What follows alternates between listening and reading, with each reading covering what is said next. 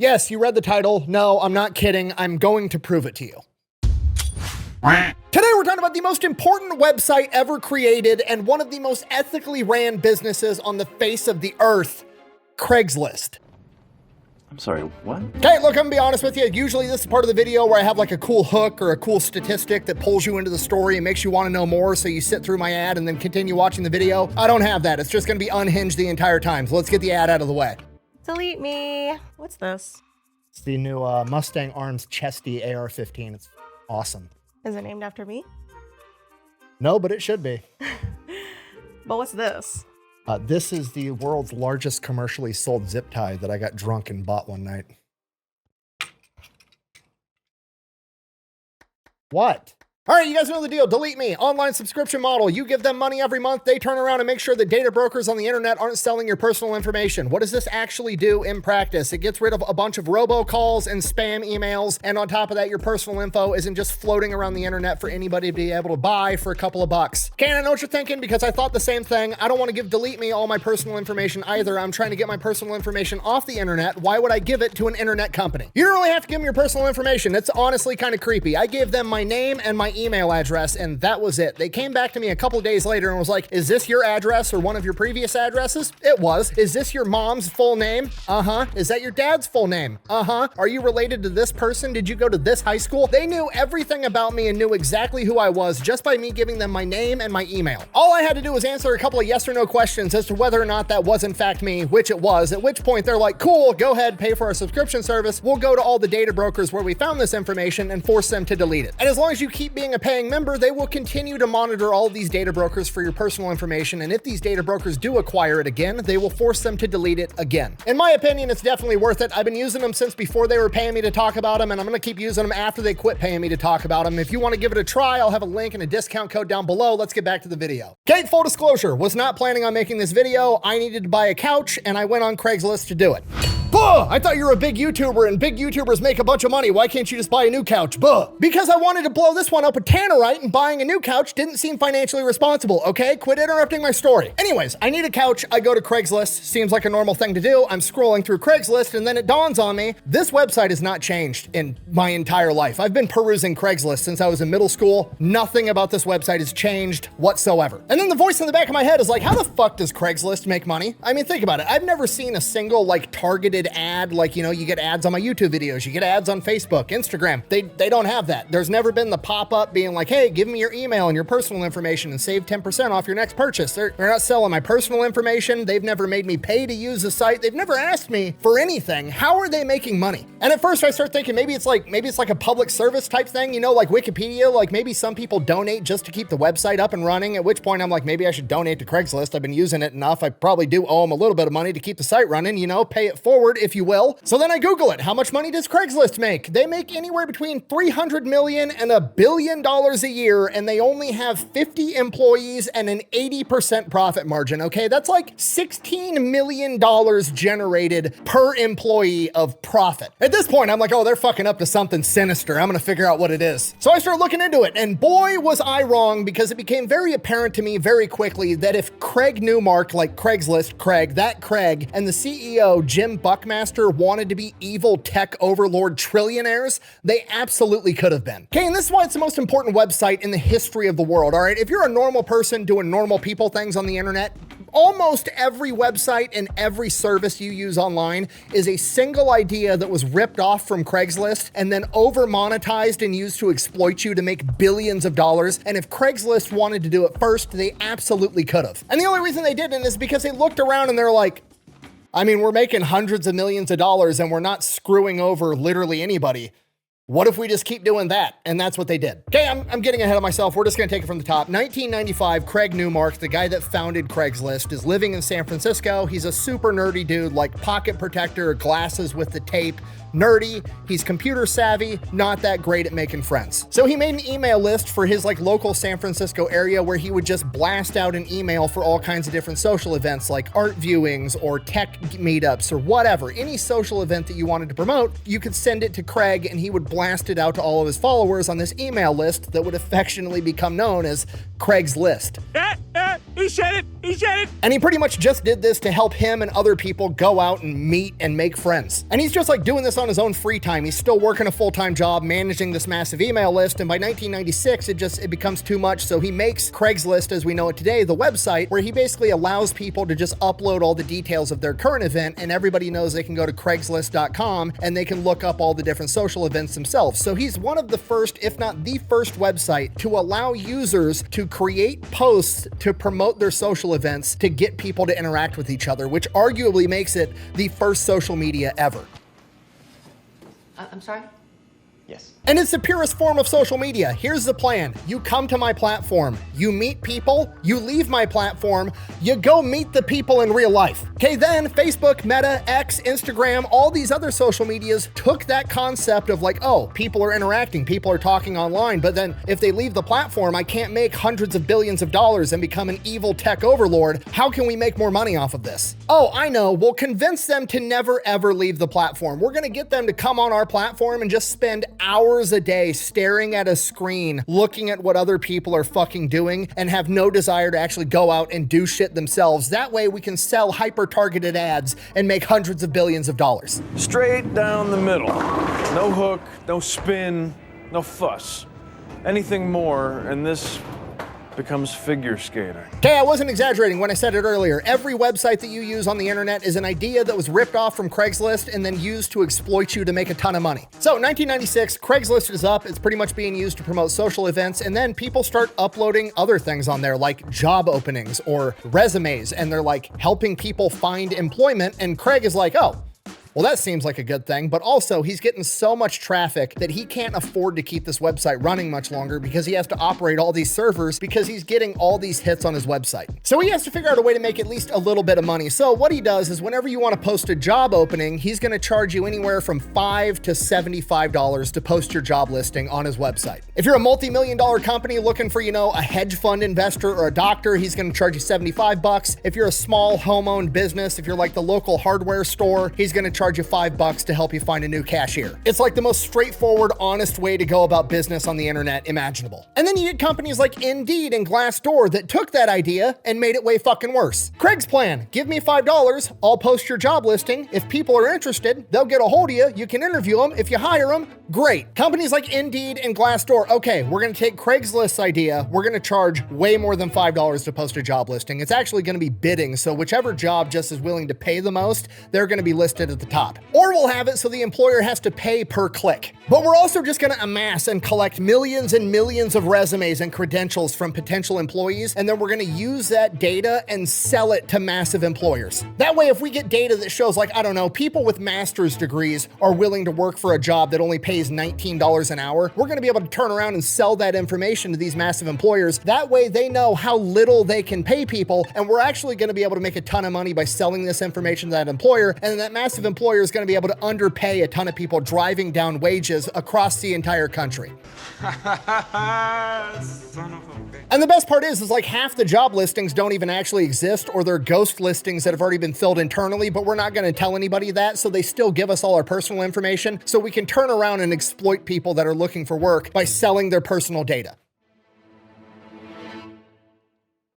Yeah, I'm telling you, whatever you do on the internet, Craigslist did it first. Wait a minute, why did you create that guy? I didn't. Anyways, the website just keeps growing. Eventually, he's got to start hiring people to help him. He ends up having 9 employees working out of his apartment to run this website. And it just keeps growing. People start posting more shit. Pretty soon, people are posting rental houses that are available or houses that they're trying to sell. Again, same super straightforward business model. Give me $5, we'll throw your house up on the internet, we'll help you sell it. Okay, literally like the first website on the internet that allowed a home seller to connect to a home buyer by looking at pictures on the internet of the house, and then they talk and meet in the middle. They go look at the house, they buy the fucking house, and then they don't have to give the real estate agent 6% of the value of their property. Wow, what a great idea. And then Zillow and Redfin and Realtor.com come along and they're like, hey, let's do the same exact thing. We'll make the website a little bit prettier and people can go on the internet and look, and then we're not gonna connect them with the buyer. No. We're gonna harvest their information and then turn around and sell that information to the real estate agent, and we're gonna sell it to the real estate agent for anywhere between like $500 and $1,000 per lead. And then that that's going to get baked into the real estate agent cost, which is already 6%, but now it's going to be even more because they have to pay this extra fee, and we're going to raise the prices of houses all across the entire fucking country. This is the worst. Which is something that Craigslist totally could have done if they wanted to, but they were fine just making $5. Okay, do you understand? Craig literally gave you a way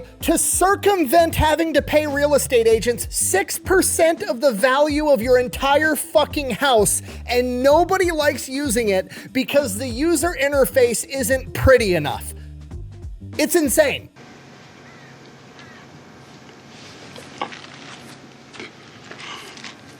Which, to be fair, I kind of understand. I mean, look at Craigslist. If it were any other website on the planet besides Craigslist, you'd take one look at this and be like, that's a fucking scam. I mean, if we're being honest, Craigslist looks like it was made by a guy they hired off of Craigslist.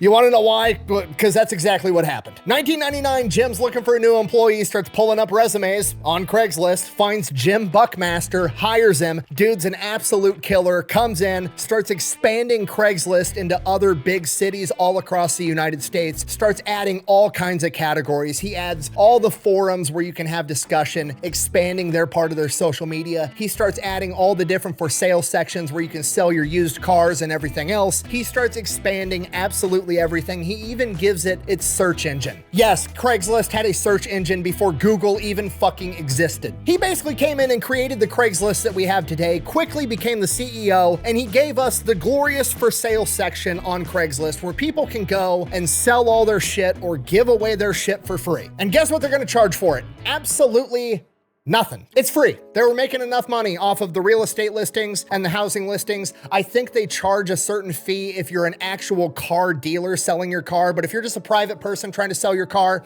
it's free. Everything else is free. You want to sell anything else on the internet like that, you're going to be paying a subscription fee and they're going to charge you a percentage. You want to sell your stuff on Shopify, congratulations. You're paying me X amount of dollars a month no matter what, and I'm taking like a 2 to 3% flat rate of everything you sell. Same thing with Etsy. Same thing with eBay, same thing with Amazon. You're giving them a percentage cut of everything you sell. Craigslist, free. Buh! Facebook Marketplace is free too, and it does the same thing. Buh! Is it free, or does it come at the cost of having to give Mark Zuckerberg all your personal information so he can turn around and sell it, and now he knows that you drive a 1997 clapped out Toyota Camry, and he's gonna hyper target you with ads 24/7. Not to mention, you can go to Craigslist anonymously. There's no tracking, you don't have an account, there's no profile. You can just literally get the dude's email or phone number and call him and be like, hey, are you selling that Toyota Camry? I'd like to come see it. Great, you go there, you give him cash, you take the Camry, you fuck off, and you have a great day.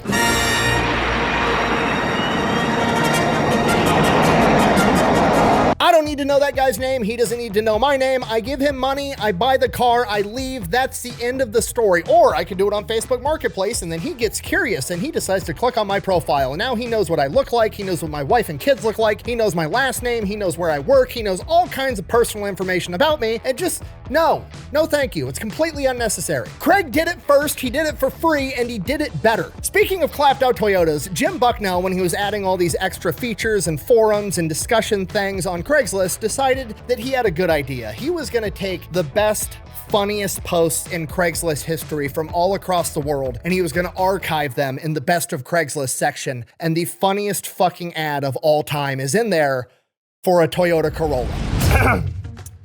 The listing name is 1999 Toyota Corolla. Fine as fuck. You want a car that gets the job done? You want a car that's hassle-free? You want a car that literally no one will ever compliment you on? Well, look no further. The 1999 Toyota Corolla. Let's talk about the features. Bluetooth? Nope. Sunroof? Nope. Fancy wheels? Nope. Rear view camera? But it's got a transparent rear window and you've got a fucking neck that can turn. Let me tell you a story. One day my Corolla started making a strange noise. I didn't give a shit and ignored it. It went the fuck away. The end. You can take the engine out of this car, drop it off the Golden Gate Bridge, fish it out of the water 1,000 years later, put it in the trunk of the car, fill the gas tank up with Nutella, turn the key, and this puppy would fucking start right up. This car will outlive you. It will outlive your children. Things this car is old enough to do. Vote. Yes. Consent to sex? Yes. Rent a car? It is a car. This car's got history. It's seen some shit. People have done straight things in this car. People have done gay things in this car. It's not gonna judge you like some fucking Volkswagen would. Interesting facts about this car. The car's exterior color is gray, but the interior is also gray. The owner's manual, oil is listed as optional. When this car was unveiled at the 1998 Detroit Auto Show, it caused all 2,000 attendees to spontaneously yawn. The resulting abrupt change of air pressure inside the building caused a partial collapse of the roof. 4 people died. The event was chronicled in the documentary Bored to Death, the story of the 1999 Toyota Corolla. You want to know more about this car? Great. I had my car fill out a Facebook survey. Favorite food, spaghetti. Favorite TV show, Alf. Favorite band, a tie between Bush and the Gin Blossoms. This car is as practical as a Roth IRA. It's as middle of the road as your grandpa during his last silver alert. It's as utilitarian as a member of a church whose scripture is based entirely on water bills. I don't even know what the fuck that means. I ran the Carfax on this car. I got a single sheet of paper back that said it's a Corolla. It's fine. Let's face facts, this car isn't gonna win any beauty contests, but neither are you. Stop lying to yourself and stop lying to your wife. This isn't the car you want, it's the car you deserve. The fucking 1999 Toyota Corolla. I need to do a whole video of just the funniest Craigslist ads. Hell yes.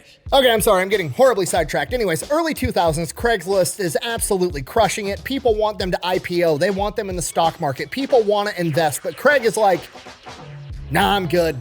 It's fine. I'm just gonna keep owning it. This is working. I'm making a ton of money. I don't need to open it up to like investors because then I'm gonna be, bound to make the investors more money. And then they're gonna want me to turn around and start charging everybody to post things on Craigslist. And it ruins the entire spirit of why I started this business. No, I make enough money. I don't need to be an evil tech billionaire. Just no.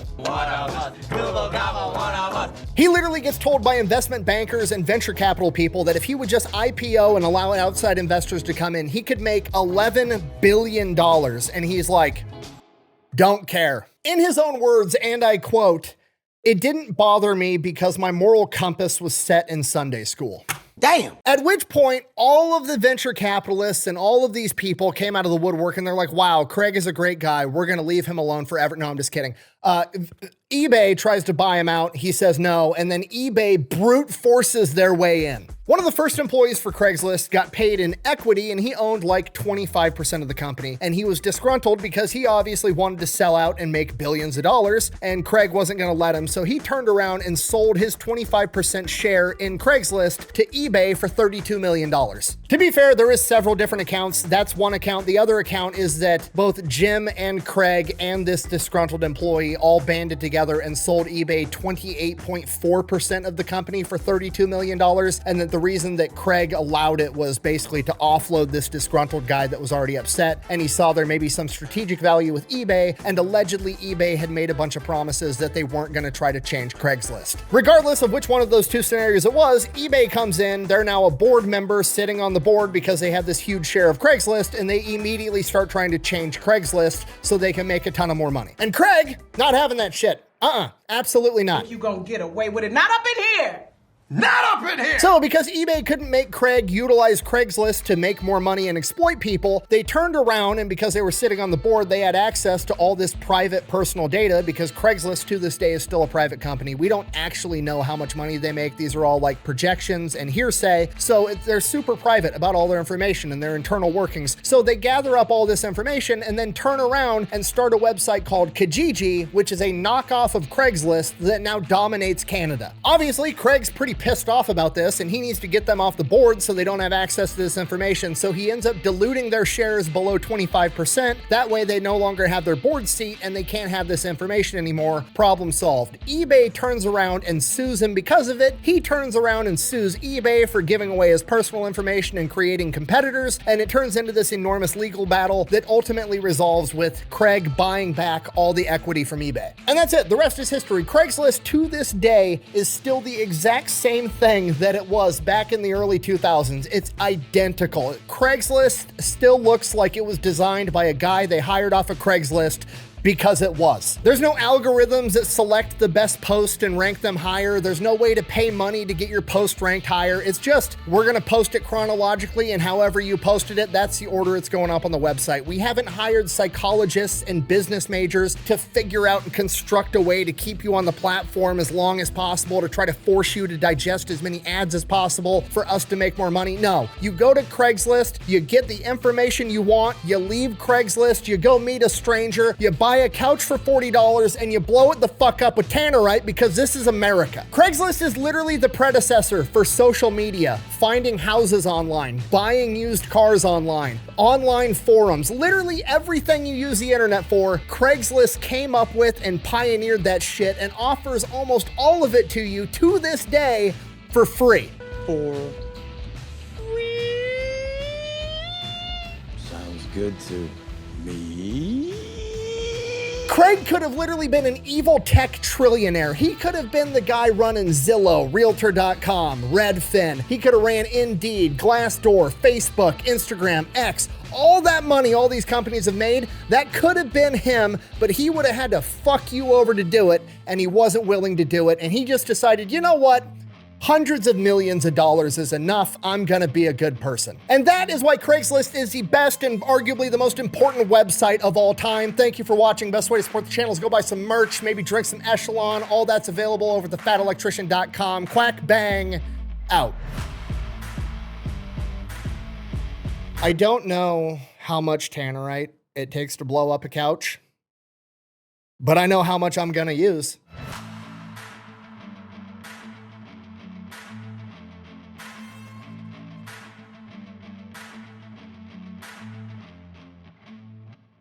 All right, fine, we'll do one more. This is a close second. Coffee table of the gods. This coffee table is perfect for someone with a cocaine habit or looking to shoot an adult-rated film. As you can see from the photo, the majestic beauty of this coffee table rivals earthly treasures such as the color of the sky at sunset, the laughter of a small child, and infidelity. Qualities of this table: carpeted, mirrored, the motherfucker spins, doesn't have any weird splotches under black lights. Due to the assumed large demand for this table, all inquiries will be subjected to a quiz to determine their level of badassery. The price on the table is firm, $7.83, 4 cans of Chef Boyardee beef ravioli, and a framed photo of Betty White, located in Minneapolis.